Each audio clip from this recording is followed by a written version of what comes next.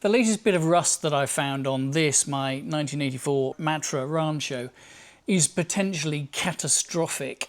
In this video I'm going to tell the bumpy story of the latest progress I've made and what new horrors I've found, and talk through why that's my biggest challenge so far with restoring this car.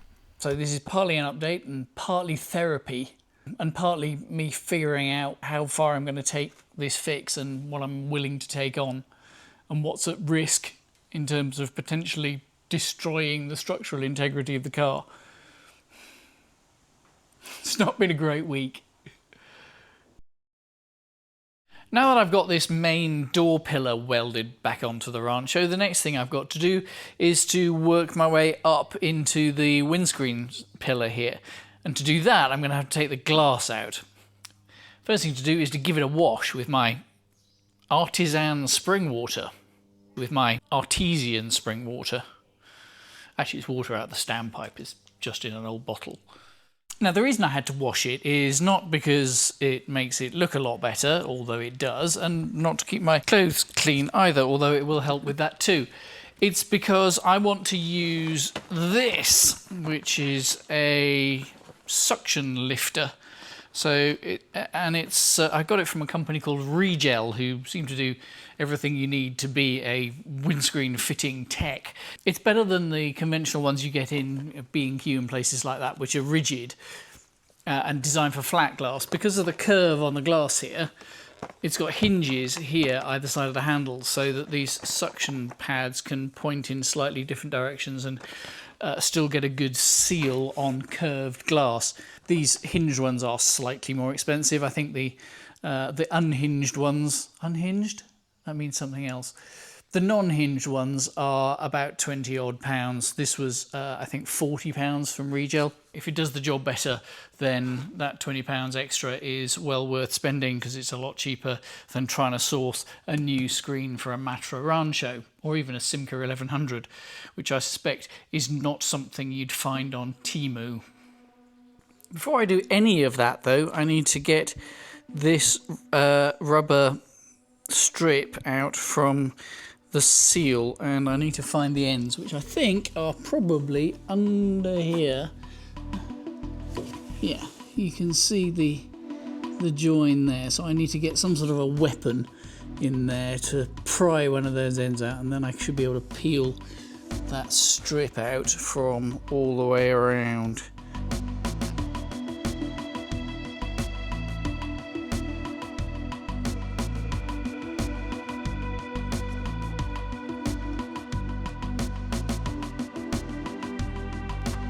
Well, that's quite satisfying.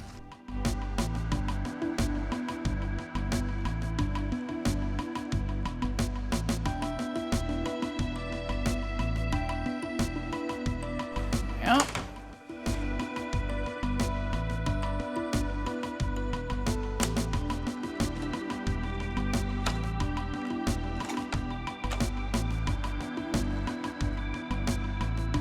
Before you use it, please read carefully. Yes, yeah, don't be an idiot. Good. Oh. Don't be an idiot. And these have got to be clean. I'm gonna assume those are clean from the factory. I'm not sure quite how clean they are. They're a little bit dusty. There we go. Clinical.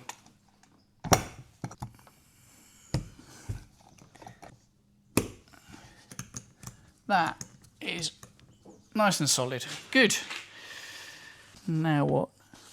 Next thing I'm going to do is take a plastic card, just my Screwfix loyalty card thing, and just run it under the rubber here to break the seal where it's kind of got stuck a bit to the glass. We'll do that all round on the outside and the inside. Oh, yeah, that's a bit more firmly. Well, it's not glued, but I might use a card I don't want for this, like an old hotel room key or something. How about, I've got some trim removal tools. If I was organised, I'd be dangerous. A trim removal tool.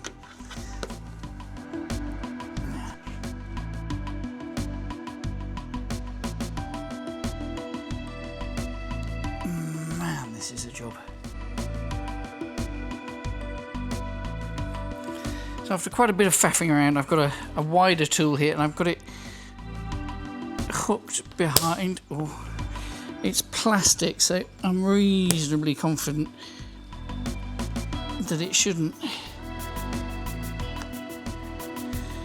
exert enough pressure to crack the glass. What it'll do is lift the rubber. It's a little bit too wide in a way, but it's coming. Come on. I get a bit of force behind it and then kind of lift this rubber out of the way. Not really the right tools for this job. Having said that these aren't the right tools for the job, I think most of the tools that you buy for removing windscreens nowadays are focused on the job of cutting out bonded screens as fitted to every modern car since sometime in the 1990s. So these trim removal tools are probably about as good as you're going to get. That said, as always, I have edited out a fair amount of swearing that was an intrinsic part of this process.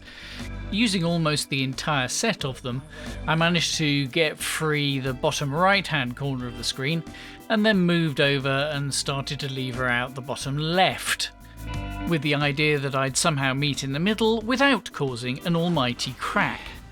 It's stickier at the bottom of the screen because that's where all the dirt and crud collects, and kind of forms a glue against the rubber.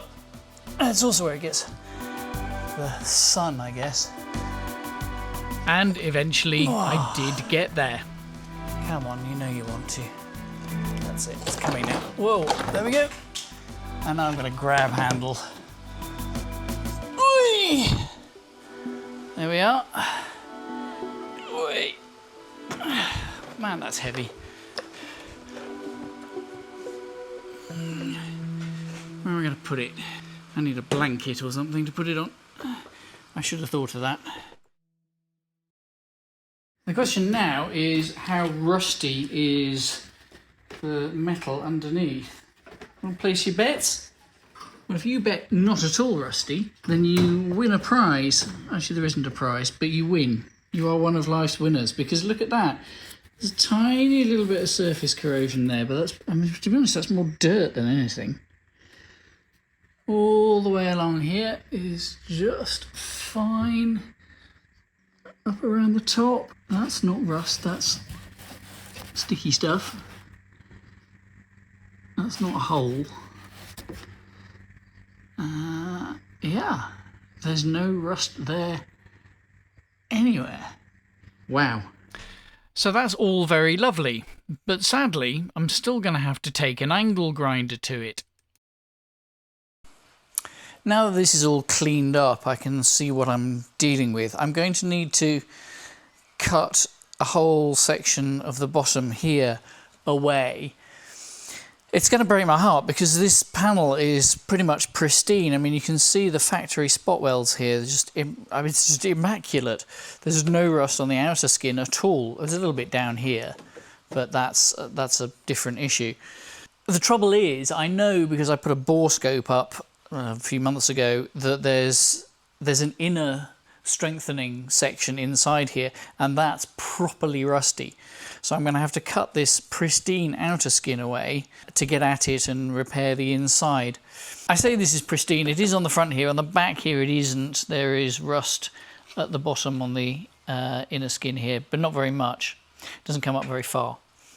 What I'm going to do is I'm going to cut up to just below where I've put this bracing piece, because I don't know exactly how far I've got to go. If that's far enough, then happy days.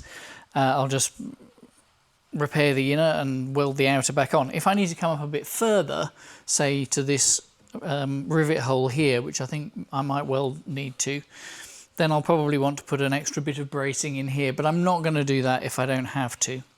Such a shame to cut this pristine metal. There's not that much pristine metal on the car, so cutting it out is, oh yeah.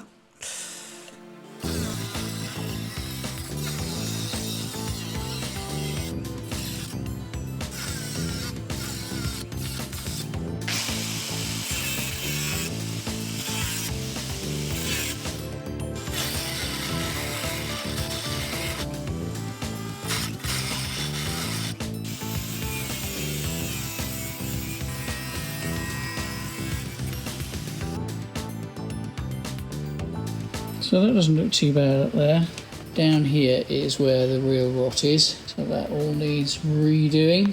You can see down inside my new inner pillar there, looking all lovely. Oh, it's not great inside there, so more of that nice outer skin is going to have to come away.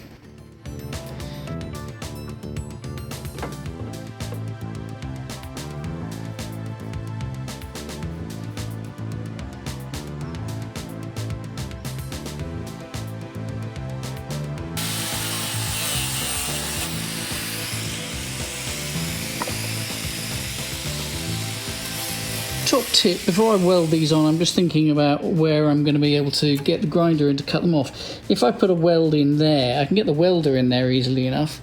It's going to be the devil's own job to get a grinder or even the Dremel in there to cut the weld off again when it's time to remove this brace. So I'm just going to put a weld in there, another one on this face, and then down at the other end, same, just at the top here where it's easy for me to get at them and cut the welds off when it's time to take the brace out.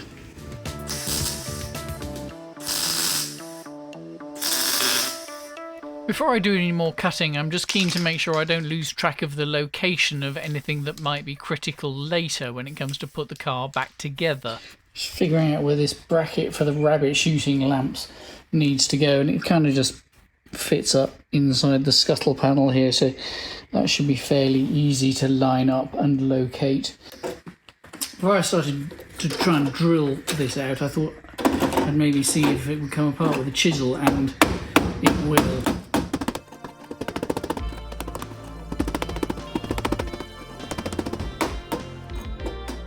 There is not a lot attaching this to this inner front wing seam sealer.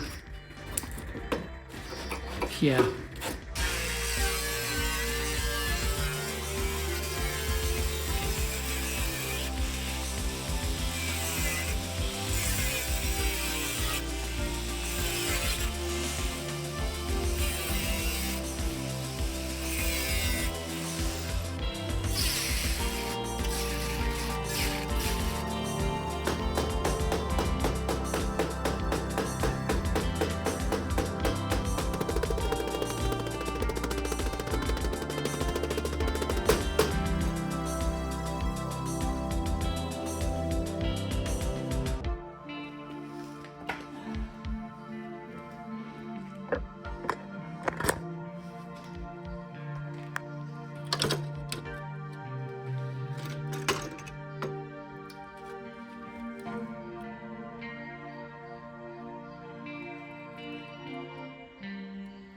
Yeah.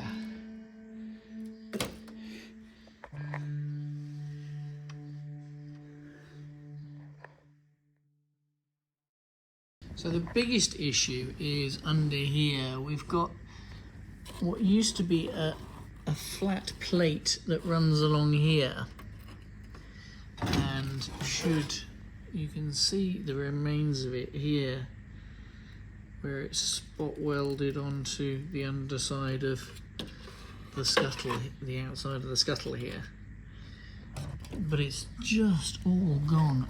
That missing flat plate should form the bottom of a triangular box section with the outer windscreen frame and the inner windscreen frame, shown here in yellow, and the flat bits in green. And it's sandwiched between the inner part of the screen frame and the upper part of the bulkhead that's below it, shown in blue. So it forms a three-way spot welded sandwich. But because it's dissolved, I'm going to need to break apart the 3-layer sandwich of spot welds, remake and replace that flat piece, and then put it all back together. This structure is right at the heart of the car and is absolutely critical to both its shape and its strength, so it's not something that I can get away with just bodging. That's bad enough, but it looks like there might even be worse news to come. To be able to reach any of that, I'm going to need to take the dashboard out. And that's a big enough job in itself. The official Chrysler workshop manual says remove the ventilation louvers, with a helpful illustration of somebody casually removing a ventilation louver. The reality does not look like that.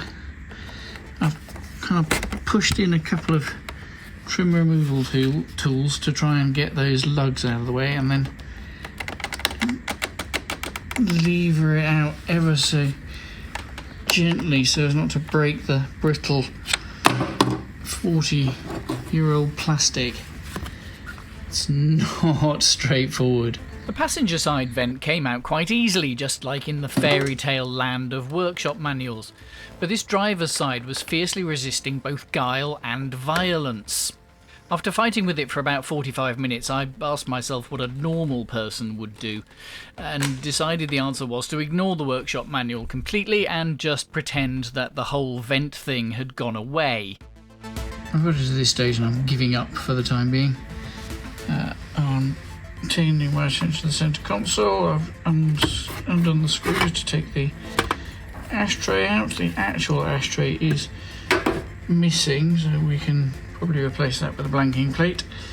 And this just pulls out, classy stereo and all.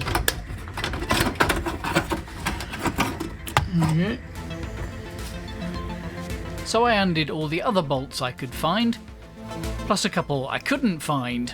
Here, it's got one of the screws is hidden behind the vinyl dash covering.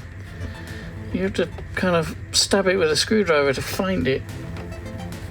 And then I removed all the switches and plugs and labelled all the wires, so I have a better than even chance of putting this all back together again one day. Then I needed to take the steering wheel off. If you've ever done this job, then you'll know, hopefully not from bitter experience, that the trick is to leave the retaining nut in place just by a couple of turns when you yank the steering wheel towards you, because it's almost bound to let go suddenly and is liable to punch you in the face.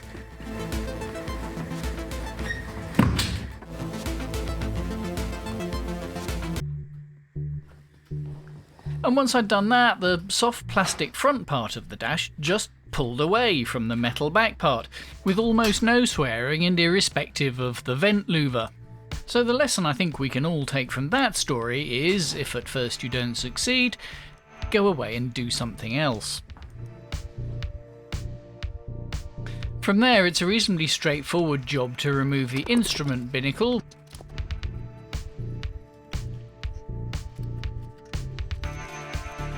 which is connected with just a couple of plugs and the speedo cable.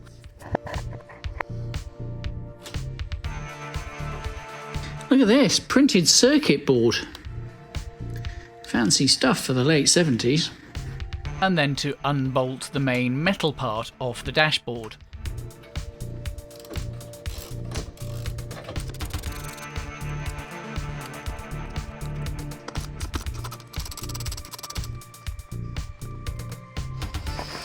There's one more bolt, and it's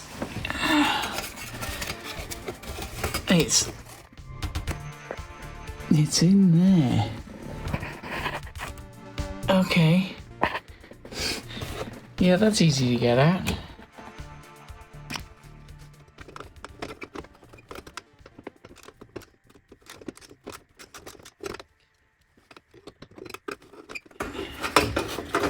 How are we going to do this up again?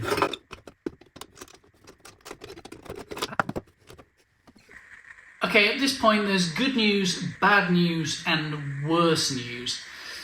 Which do you want first? Tough, I'm going to start with the good news. The good news is I have got this metal dash loose, disconnected, ready to remove.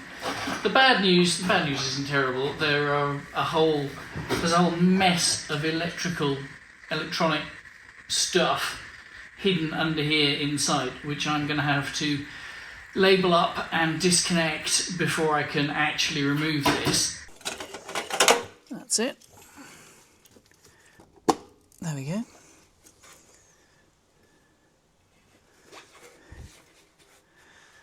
And pull the choke cable through. And we're free. The worst news is that I'm not sure it makes much difference, because there's a whole steel extra bit here, which is the screen demisting, and it's not just a bit of plastic ducting to the screen that I can easily unbolt or something. It's made of steel, and it appears to be welded on. And only behind that is the seam in the bulkhead that I need to get to. So I don't know what I'm going to do about that. Well, let's get this off anyway, now that I've got to here. I hope this isn't a complete waste of time. This sounds like time to go away and do something else. So I got this needle scaler, which is only about 30-something pounds, and it runs off compressed air, of course. Quite a lot of compressed air, but I've got a reasonable sized compressor. The needle scaler's job is to remove loose flakes of rust, especially in awkward places, like a sort of bare-knuckle Australian rules wire brush. Yeah, that's... Well, it is helping, but... It's working very well, but quite soon there'll be no car left. Let's pause for a minute. Dear God. Before that happens, and I don't know what I'm trying to rebuild, I'm going to take some measurements and make up a sort of template so that I can do a bit of therapeutic metal fabrication. Something like that.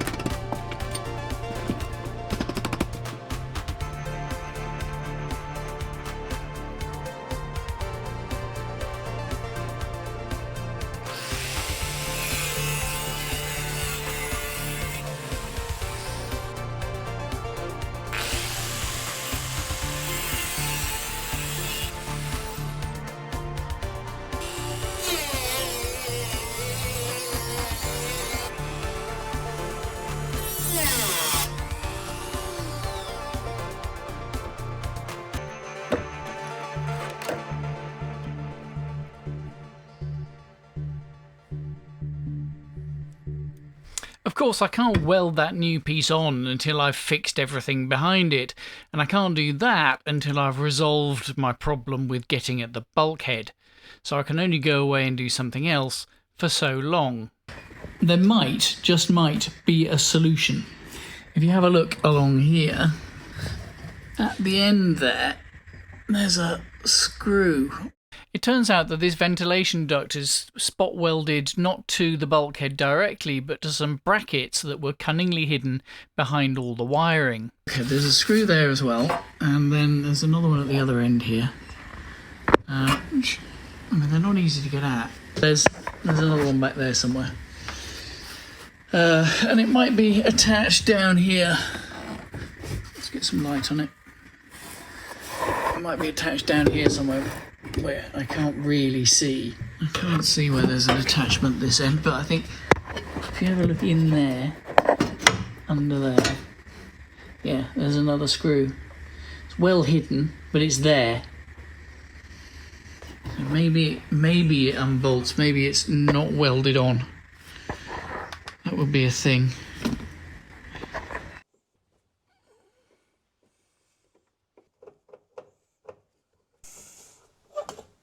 Oh, yes. Yes.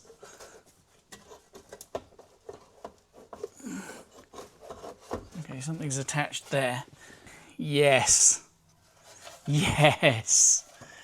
It's out. Free at last. Yeah, I'll have what he's having. Plus I've won £1. And a packet of Veras. Ah, the 90s.